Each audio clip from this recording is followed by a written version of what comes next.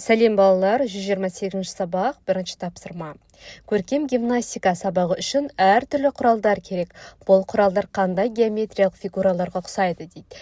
Ендеше қараңыз, бірінші тұрған қыздың қолындағы құрал, ол дөңгелек шеңберге ұқсайды екен, иә? Екінші қыздың қолындағы құрал, ол конус тәрізді болып тұр. Үшінші қыздың қолында құрал, ол да шеңбер дөңгелек сияқты. Ал төртінші қыздың қолындағы тұрған құрал геометриялық фигура сәуле тәрізді екен. Енді қараңыздар, суретші ұзындығы қандай таспаны бейнеледі дейді. Ендеше бірінші жасыл түсті таспаға қарайық. Оның ұзындығы 8 сантиметр, қызыл түсті таспаның ұзындығы 6 сантиметр, көк түсті таспаның ұзындығы 10 сантиметр. Мінеке осылай өлшедік. Бірінші тапсырманы осылай орындаймыз.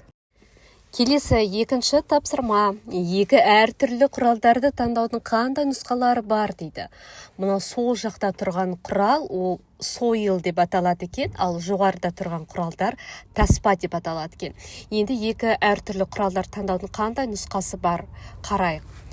Көк сойыл мен қызыл таспа, көк сойыл мен көк таспа, көк сойыл мен күлгін таспа.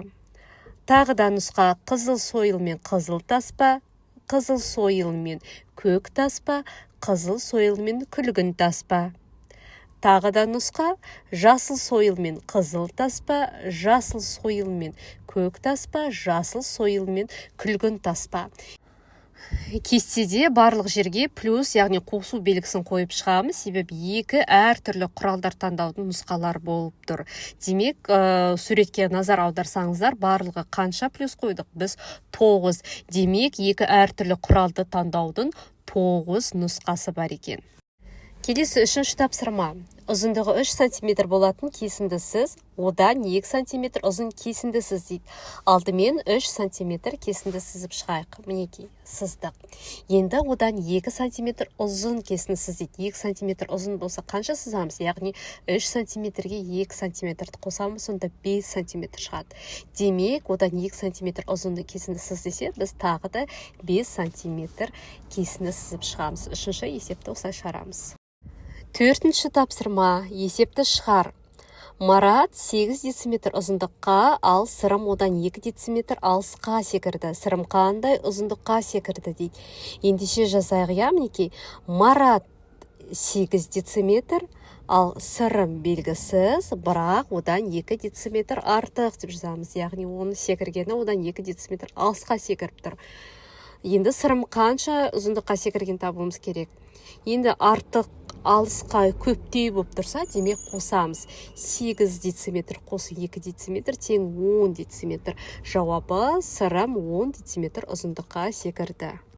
Келесі 5-ші тапсырма. Балалар фигуралардан аппликация жасады. Әрбір аппликация үшін қанша толық шаршылар қажет болды дейді. Алдымен жасыл түсті аппликацияға қарайық. Бұдан толық шаршыдан біз сары түсті дейін 4-теу көріп тұрмыз. Бірақ жасыл түсті де көріп тұрмыз, иә? Үшбұрыш сияқты көріп тұр. Енді қараңыздар, осы екі үшбұрышты қоссақ, бір толық шаршы шығады. Оларды да санап шығайық. Мінеке, мынаумен 1 толық шаршы, мынаусы 2 толық шаршы, 3 толық шаршы, 4 толық шаршы болып тұр. Жасыл түсті шаршыдан толық шаршы 4-теу, сары түсті 4-теу, барлығын қосқанда 8 шығады. Яғни, жасыл түсті бірінші тұрған 8 толық шаршыны қолданды. Келесі сары түсті шаршыдан 2, қара түстіден мына 2 1, мына 2 1, тағы да мына 2 1 толық шаршын көрсетеді. Сонда 3 қара толық шаршы тұр. Барлығын қосқан кезде 5 толық қара шаршы кеткен екен. Келесі сары түсті шаршыдан 3, одан кейін қызғыл түсті шаршыдан мына 2 1, мына 2 2, астындағы 2 3 болады. 3 қызғыш шаршы қолданды. 3 сары түсті. Демек, барлығы 6 толық шаршы кетті. Дұрыс қой. Келесі сары түстіден 2 жарты біреу, 2 жарты біреу, 2 сары түсті. Қоңыр түстіден мына 2 жарты біреу болады. мына толығымен 2-3, мынасымен 4. 4 қоңыр түсті, 2 сары түсті, барлығы 6 толық шаршы кетті. Одан кейінгі мына балыққа қарайық. Сары түсті толығы 2, мына 2 1, мына 2 1 толық шаршыны құрайды. Сары түстіден 4 толық шаршы бар. Оның қасында қызыл түсті, мына 2 1 шаршы болады, мына 2 2 шаршы болады. Қызыл түстіден 2 толық шаршы кетеді.